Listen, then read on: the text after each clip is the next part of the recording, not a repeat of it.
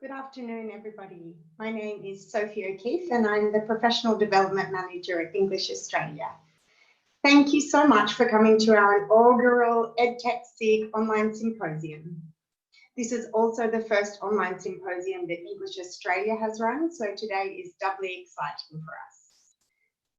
I'd like to thank our EdTech Special Interest Group conveners, Henno Kotze and Paul Foster, who you can see on the screen now, who are from the Institute of Continuing and TESOL Education.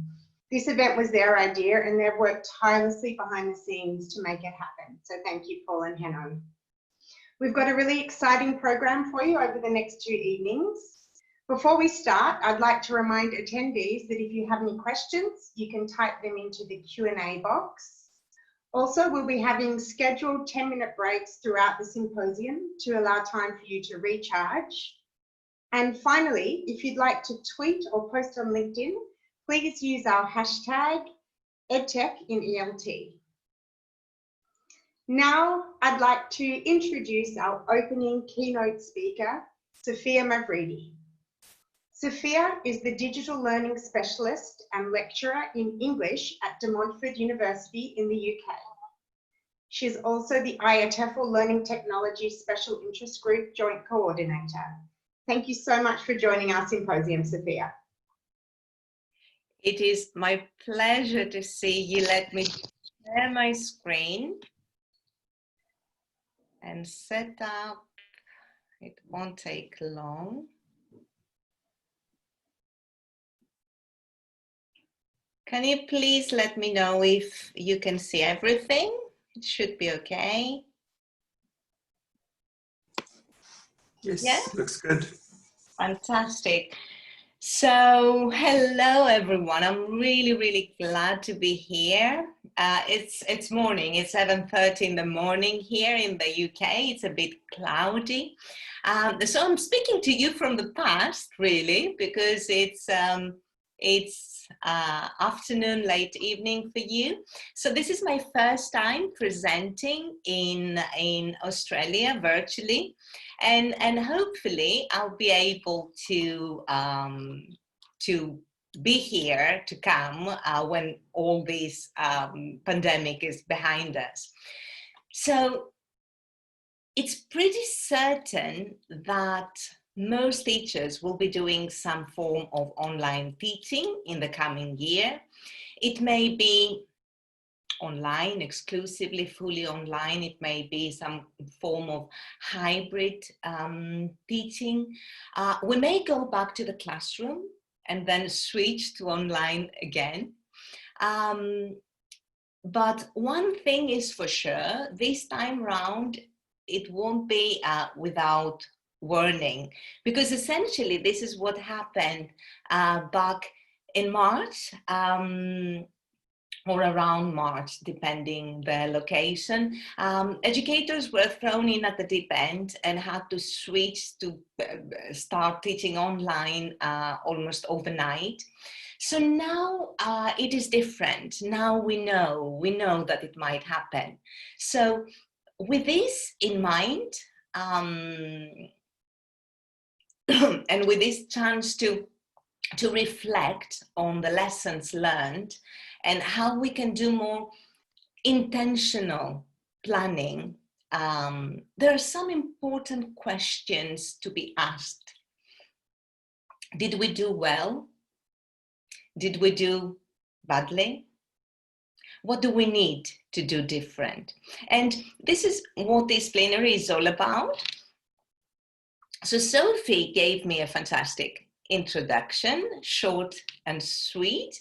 So I'm just going to add very quickly that I'm currently involved in the core management team at the university where I work, and we moved a whole pre-sessional course online. So I'm going to be speaking as a researcher, as a digital learning specialist, but also as an insider. So I'm going to share my contact details at the end and my social media in case you want to follow me, to follow my work and connect with me. But for now, this is my Twitter handle if you are going to be tweeting. So just a short overview. So we're going to look at emergency remote teaching versus online education. And then I'm going to draw on my research where more than 1,000 language educators participated. Some of them were based in Australia. And this will take us to what we learned about emergency remote teaching and how we can develop this to something more sustainable. And of course, there will be time for Q&A at the end. I forgot to mention that I'm going to give some 5 actionable tips of advice so that we can move from the theoretical part to the more practical part. So let's go back to March.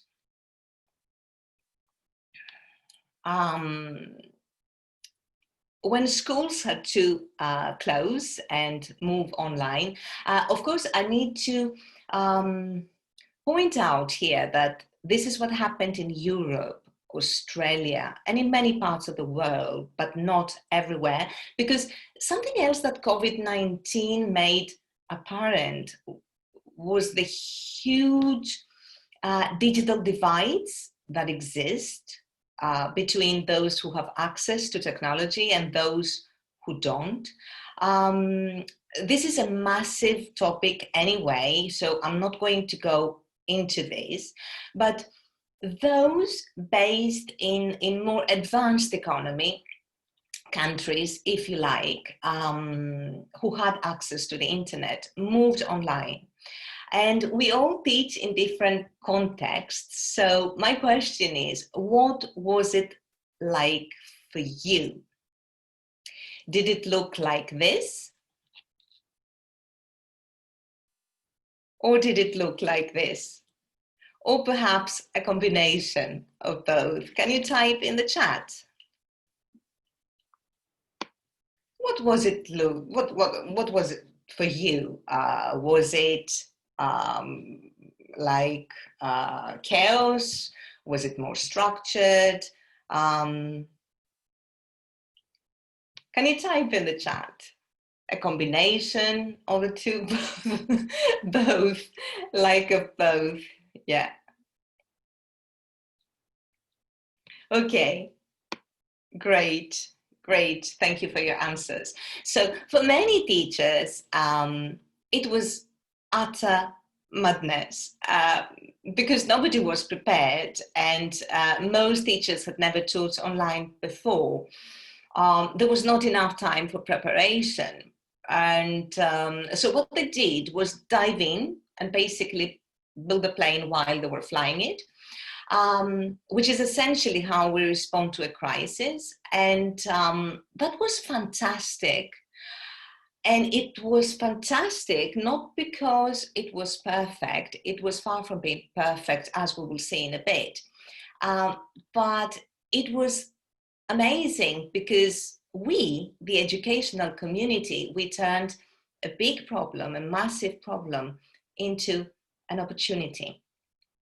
So online education, on the other hand, good online education, because I need to say here that even before COVID, not all online courses were pedagogically sound and quality. So quality online courses are developed by a team of experts, academics, instructional designers, teachers, educational technologists. So this team will develop the online course in a systematic way according to principles of how people learn online.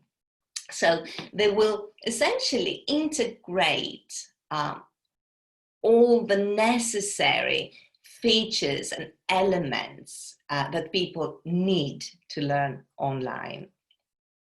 So part of what I do is I do research in digital learning anyway. And actually this is such an interesting time in terms of research, because there's never been a pandemic of this magnitude during a digital age. So there are lots of implications. So back in March, late March, I decided to carry out research in emergency remote teaching and teachers' experiences moving online, so that I can understand what really happened and what is this emergency remote teaching. And I have to admit here, this is something I share, this is the first time I share this. I have to admit that I was not exactly positive. I was a little bit worried at the beginning that this extremely fast shift to remote learning would have a negative effect on education. But the research, my research, helped me to understand and hear teachers' voices. And there were many teachers' voices, 1,160 to be exact. Just for your information, I finished the analysis. I'm sharing the results today, and I'm writing it up. So bear with me. If you want to cite, feel free to cite the research and the results, but you can cite this presentation, and it will be published soon. So, so let's take a look. So there was an electronic questionnaire circulated via teachers' online communities. Questions were both quantitative and qualitative, and teachers were from everywhere, as you can see, but you may notice that there are very few teachers from Africa and other places of low connectivity. Which is not surprising, really, because the questionnaire was circulated online, so perhaps it didn't reach teachers who were not connected. So in terms of experiences, teaching experience, we can see some very contradictory data here, some percentages that contradict one another. It looks like the overwhelming majority were from experienced to very experienced teachers, while the overwhelming minority were experienced teaching online before COVID. So the 91% of the teachers had never taught online before COVID-19. So the question then was, what preparation did they have for this shift? And again, the majority, the overwhelming majority, didn't have any formal training or had very little training. So almost 50% self-organized their training via communities of practice and freely available webinars. So they watched whatever was on offer. Some of them were not necessarily accurate or well designed. Around 17% had less than 5 hours of training via their institution, and 16% didn't have any training at all. And there was a small percentage that they didn't need training because they were experienced teachers, but this was a 9%, for example. So this is really concerning.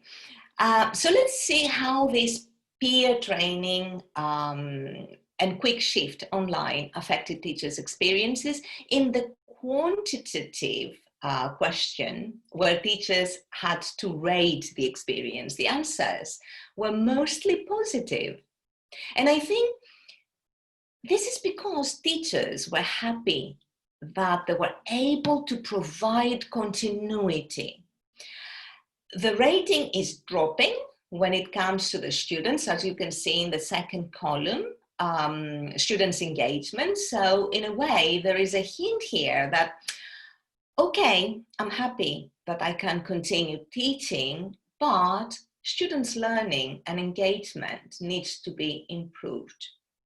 So there is a hint here that becomes very clear when we move to the qualitative questions. They were not compulsory, I have to say here, but the majority of the participants did answer. And the comments were mostly reflecting on the challenges. So out of 1,102 valid responses, 976 answered the non-compulsory, the optional questions.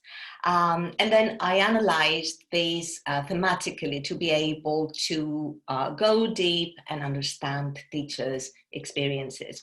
So you will be able to read the analysis when this is published in my paper, but let's take a look at 5 indicative responses. And as we move from teacher to teacher, I will be providing a brief analysis.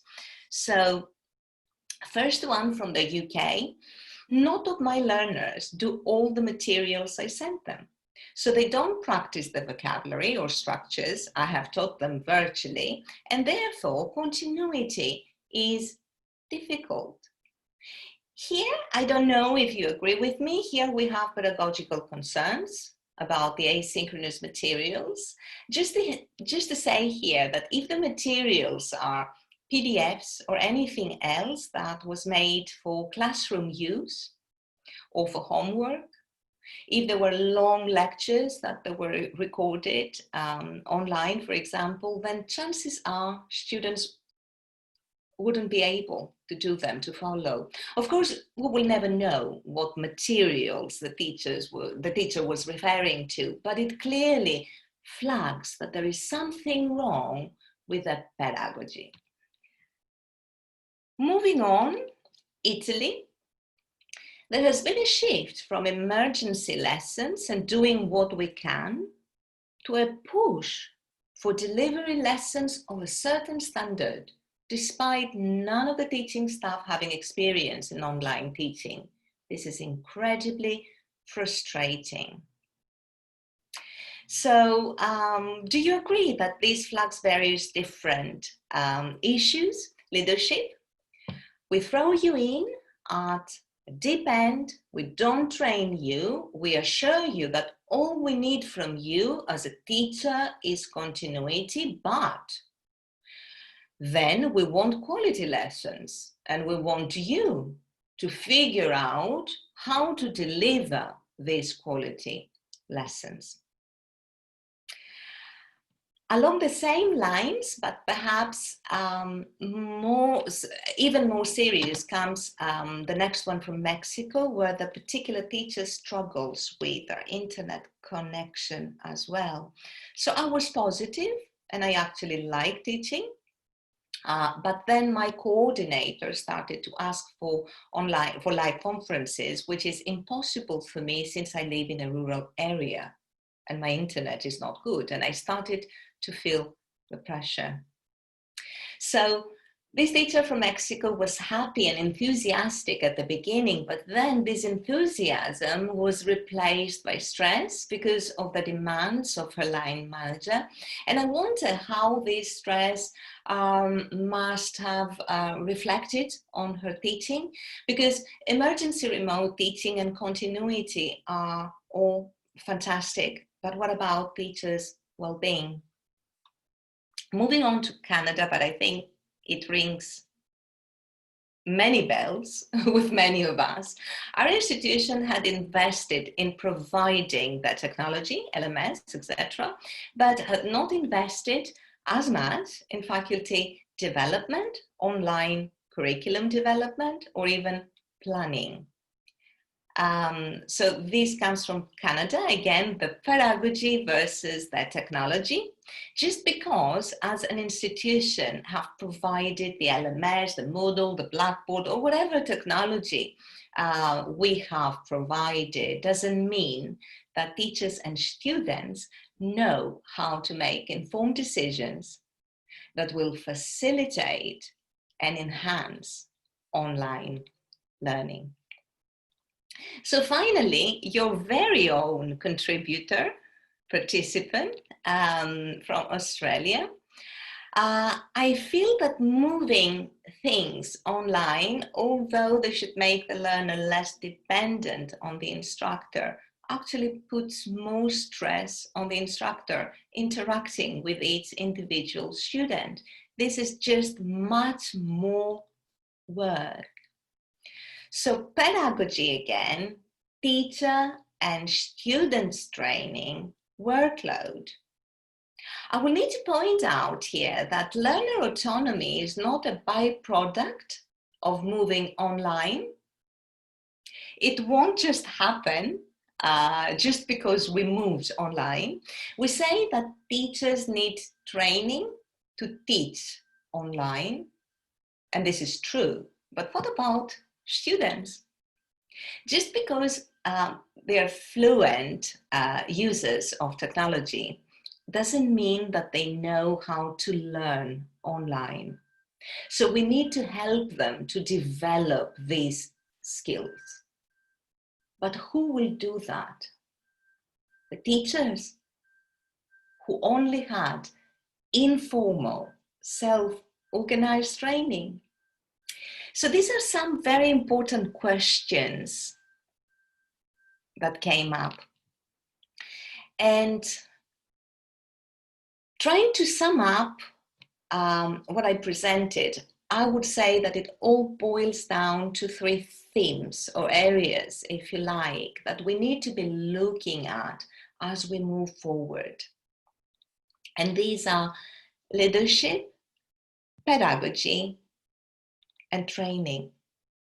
So before I move on to actionable steps, I would like to summarize the research that I presented in just one key message. The commitment of the educators, and I'm referring to teachers, administrators, trainers, leaders, is not enough to overcome the lack of online pedagogies, planning, and training. So one key message, perhaps for leaders, but for teachers and for everyone, for any institution who wants to move forward to something more mature, is that planning and quality training should be key considerations. Because what happened with emergency remote teaching back in March, for most institutions and teachers, was to digitize a face-to-face course, a face-to-face pedagogy, and move it online. But this is not online learning. It is not how people learn online. It is a response to a crisis, a good response to a crisis given the circumstances. It is a substitute to keep us going. But now we need to move to something more sustainable. So I'm going to share 5 actionable steps to more sustainable and pedagogically sound online educational models, but your context is unique. So please be sure to think about your context and how you can adjust these steps to your own context. So how would it work for you, for example? So while I'm talking, please think about the potential applications and modifications. So number one, it is very, very important. The first weeks of the course should be focusing on community building and digital skills. These should be our priorities for students and teachers. So we should resist the temptation as leaders and curriculum makers and decision makers and teachers to dive right into a full-on curriculum from the beginning. So whatever the level, we should start slow with regards to the curriculum and devote the first weeks to building a community culture so that students feel connected with their classmates and the teacher. And also the teachers feel connected with their colleagues.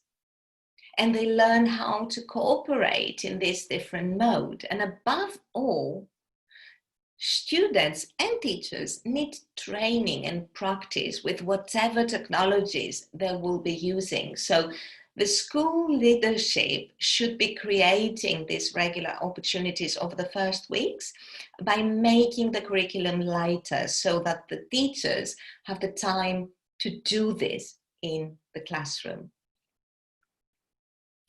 Number two, balance synchronous and asynchronous teaching.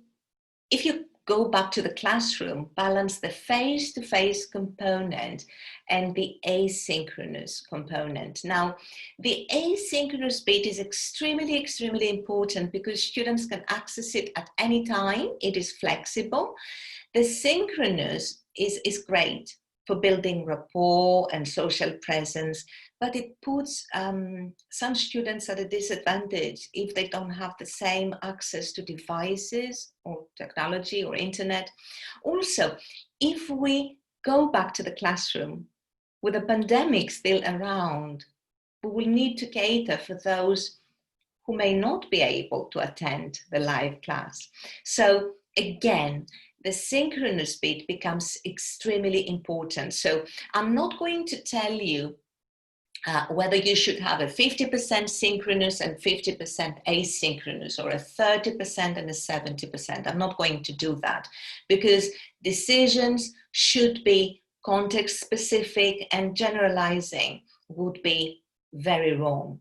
But whatever the scenario and the percentage, there are some principles that need to be taken into consideration, and instructional design is key here. For example, the materials should be easy to navigate, the asynchronous materials. Instructions, easy to find. Content should be explicit because students are at home on their own. And content should be presented in chunks. And there should be an element of interactivity in all our asynchronous materials. Videos should be short and digestible and interactive. Otherwise, students will switch off. So if you want more information on this, check my webinar in the references, because there is a full recording, and I have shared my slides with Sophie. So if you want access to the slides, Sophie is who you should ask them from. So I made a mistake here in the numbers. Okay, this should read number 3. So assessment should reflect the pedagogy, and I feel the need to say here that assessment is a massive area, and it would be naive to suggest that the issue can be addressed with tips and easy solutions. But there are definitely some actionable steps that we can take. First of all, we need to remember that when students learn online, there are so many ways that they can cheat. So if we give them the typical test or exam as a means of assessment, then they can easily look up the answers.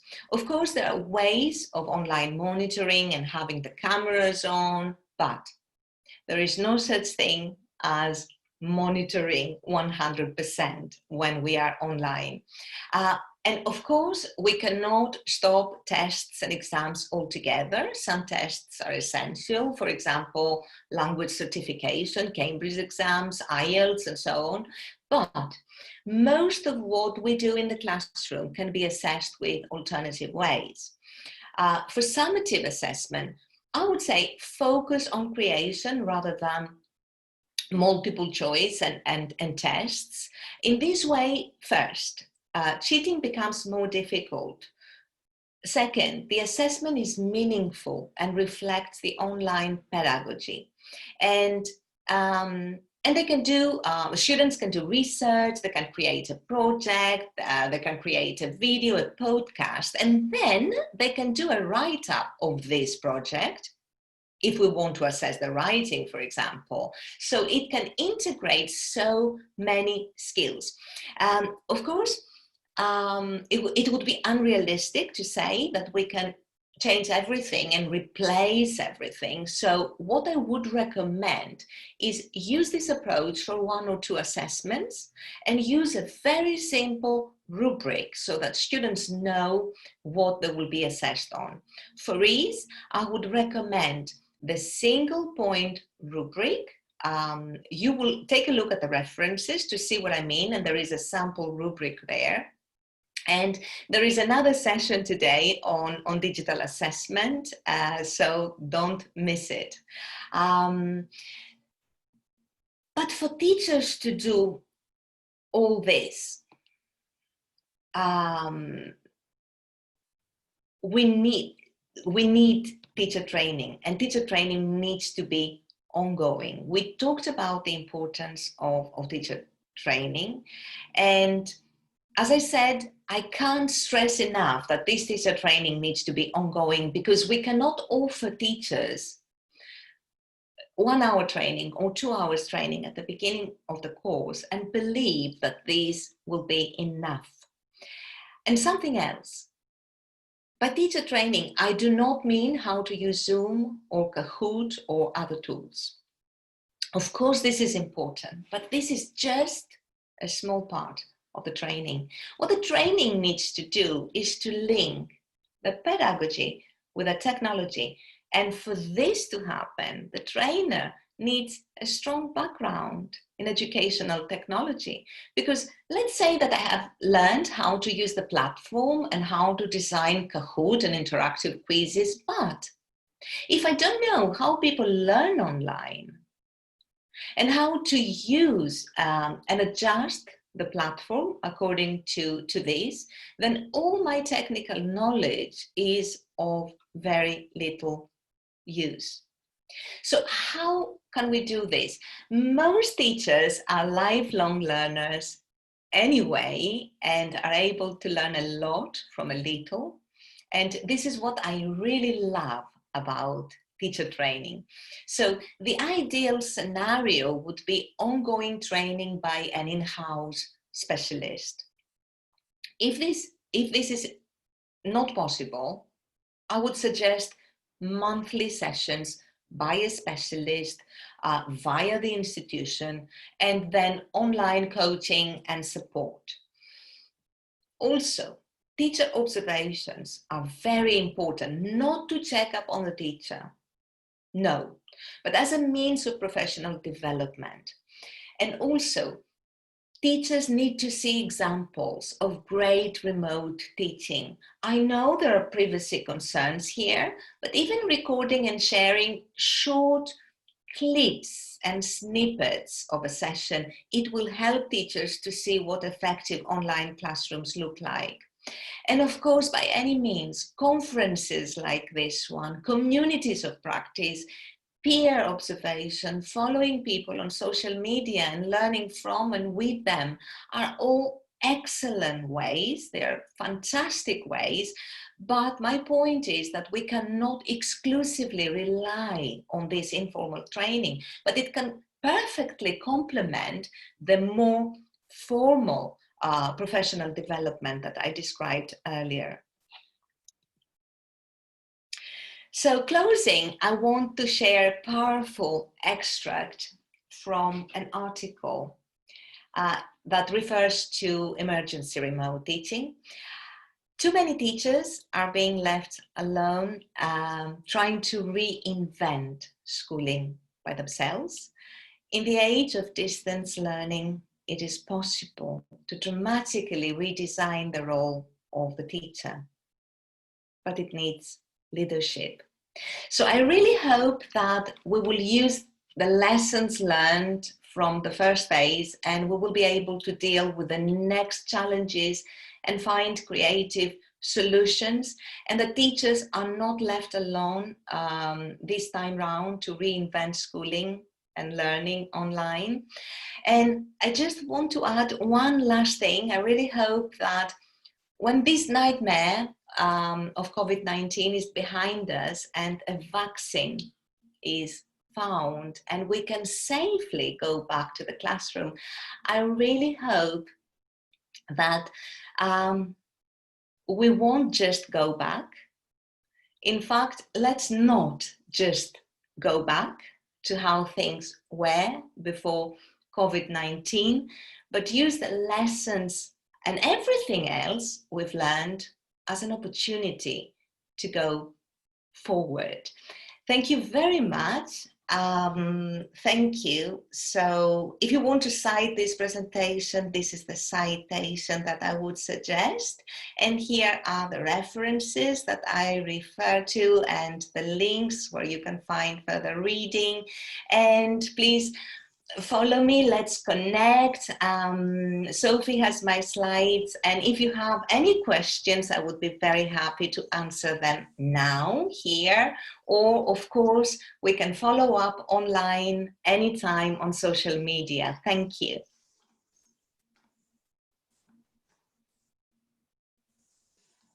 Excellent. Thank you so much, Sophia. That was so insightful, and yeah, I think all of those points that you raised, those 5 actionable points, are really good food for thought. And I think it takes leaders like you who can hopefully help us to redesign the role of the teacher, as you mentioned in the end there. We did have a couple of questions, so I'll just go through the first one, which relates to your first point about team building. And one of the attendees asked whether you can just shed some more light or maybe expand on team building and how you could go about that. Team building, yes. As I said at the beginning, when we have to start the curriculum from the beginning, there is no time. So first of all, we need time for team building. Second, we do not start these skills. You may agree with me, you know, you are all experienced teachers, are not taught in isolation. We don't just say, okay, let's go to the classroom and today we are going to do team building. No, we don't do that. We have something from the curriculum. Let's say we're all language teachers. Let's say that we do reading for specific information. So if the reading is for team building, for example, then we can have very powerful conversations later on. We can arrange students to work in teams on a project, but also help them with the skills. Because when we have a collaborative project, especially when we organize this collaborative project online and students are at home, you know, far from one another, we may be assuming that they have the skills to to organize this collaborative learning and project, but they don't. So we need to teach them the skills to collaborate, to delegate, all these valuable skills that we know. I don't know if I answered the question, but it's a massive That's topic. good. Yeah, absolutely. One of the questions from Carol Charman is, in your research, did you find things that you didn't expect to find? Yes, the first one was that despite the lack of formal training, despite the fact that teachers, and that the overwhelming majority had never taught online before, in the quantitative question, teachers were happy, teachers were satisfied. So this was a surprise. And the way I interpreted it, and then I compared it with the issues with the qualitative question, was that they were happy because they could continue teaching, because this is who we are, teachers. We love teaching. So, and this gave me so many useful insights. And as I said as well, at the beginning, as a technology specialist, I was, you may remember me, Herno, on Twitter. I was a little bit concerned that this shift won't have very good results. But then the research made me change. And now I really appreciate this shift. I'm just saying that we now need to move to something more mature and make it more sustainable. Yeah, absolutely agree. Fantastic. And then I think we have time for one more question. This one is from Will Alderton. He says, firstly, great presentation. Thank you. And what advice do you have for leaders who may find themselves with a very limited budget due to COVID-19 and may not have extensive EdTech skills themselves? Okay, again, training is key. So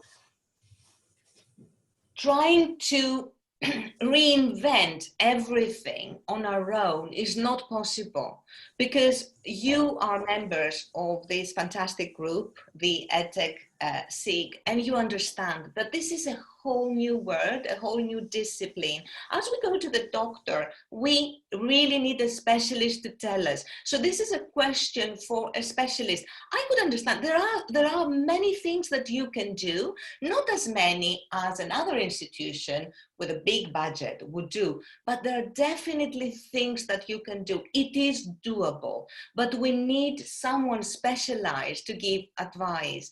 It was fantastic that all the learning community provided these freely available workshops and webinars, but not all of this information was accurate, if you know what I mean, because it was not provided by specialists. So it was fantastic to keep us going. But if we want to move to something more mature, then we need more specialized advice. Fantastic.